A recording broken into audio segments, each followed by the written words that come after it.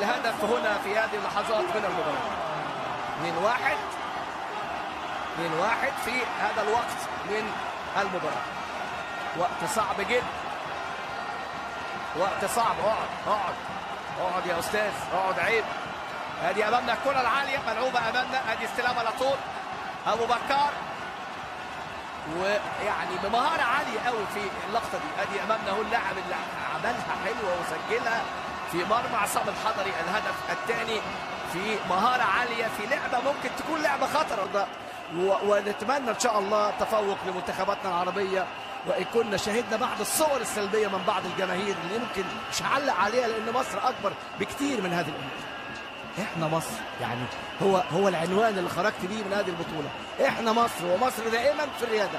صحيح خسرنا اللقب لكن وصلنا للمباراة النهائية، وهذا يكفي وهذا يكفي وهذا يكفي.